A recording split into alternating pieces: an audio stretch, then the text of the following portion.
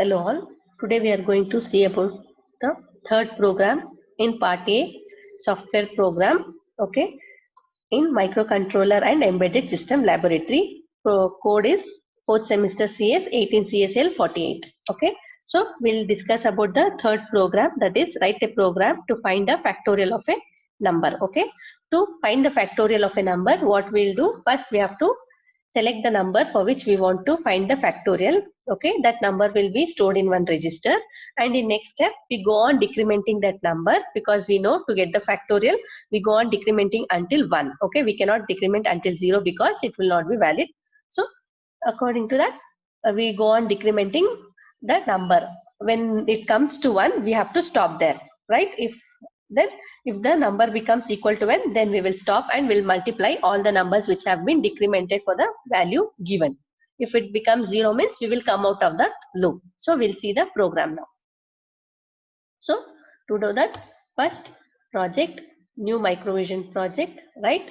So we have to save this. I've made a folder on a desktop, program 3. So here we'll be saving the file name as prg3.asm. Okay, so save. So what we have to select here? Our target is NXP, right? Then next we have to go for LPC 2148. This is the controller which we are using, LPC 2148. So here you can see the description. Okay, then since you have to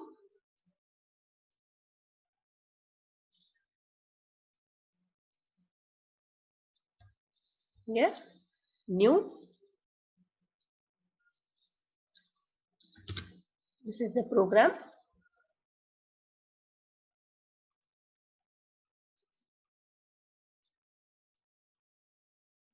Save.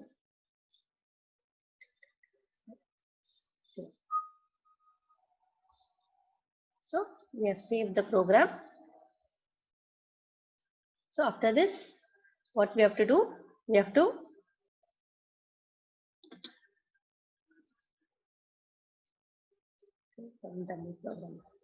so we'll add source group, right? Add files to source group.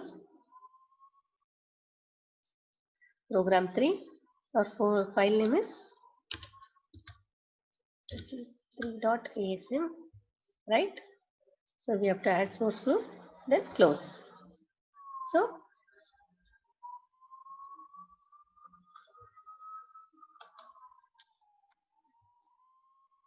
this is the first instruction. We have to give tab here, right? So our program starts with area. Area is the assembler directive which is reserved for the storage of this program. So name for this area is fact, because we are finding the factorial of a number.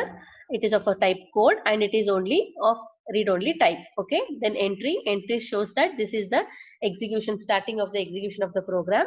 So now we are moving the value 4, because we want to find the factorial of 4. So this is the input register R0. So here we are moving the 4 value to R0, and R1 is your output register where you can see the output.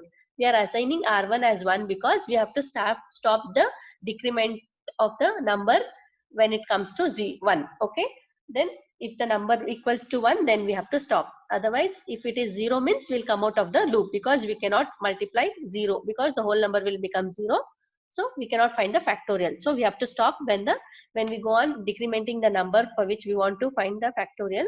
When it comes to 1, we have to stop there. So R0 is our input register, R1 is your output register. Okay. So next step is to multiply. So we will multiply R0 and R1, that is 4 into 1, and we are storing into R2. So 4 into 1 is 1. So now we will move the value of R2 to R1. Okay. So we are moving 4 to R1, and we will subtract this R0 by 1, because we have to go on subtracting, because the factorial of a number can be found out by decrementing the value, and when it reaches to 1, we have to stop. So here R0 will be 3, right? So we'll compare. Is R0 3 equal to 0? No. So if it is not equal to 0, we have to move back. Okay, binary back. So we'll move to this back label. So now again we should multiply R0 and R1. So what is R1? R1. So 4 into 1. So your R1 is 4, right? So 4 into R0 is 3. So 4 into 3. And here 4 into 3 is, we have to multiply and put it into R2. 4 3 is 12. So 12 will be moved to R1. Okay. So we'll subtract this R0. R0 is 3. We have to subtract by 1, 2. Okay. So your R0 value will be 2. Is 2 equal to 0? No. So if it is BNE means binary not equal to, you have to move to back. So back again. So again we'll multiply. So 4 into 3 into 2 in, okay, 4 3 is 12, 12 2 is 24. So your R2 is 24. We will move R1 with 24, and your R1 is, R0 is, it was 2, and it will, if we decrement by 1, it will be 1, right? So is R0 equal to 0? No, it will move back like that until it becomes 0. So R0 is 1 now. If we subtract by 1, it will become 0. So this condition is true. So it will come out of the loop. So stop indicates that this is the finish of the code. Okay. And end is end of the execution. Okay. So we have saved. Now we'll build a target after this. So we have 0 errors. So after building a target, what we have to do? We have to start and stop the, we have to start the debug. Okay, start the debug. It will come, this is always, it will come running with code size limit 32. You have to give okay.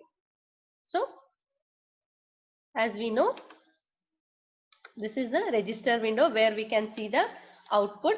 Okay, and this is the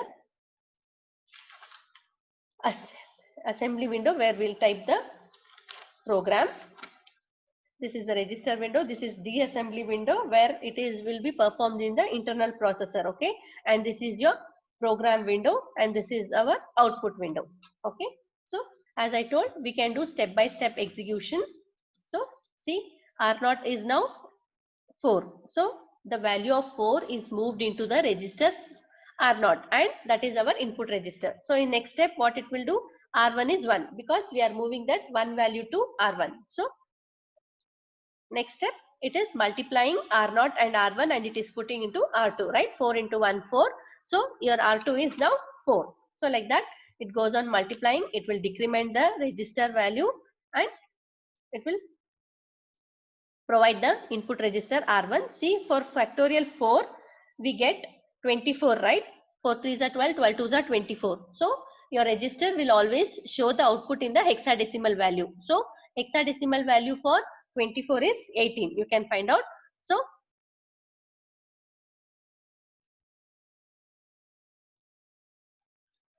we'll complete the execution.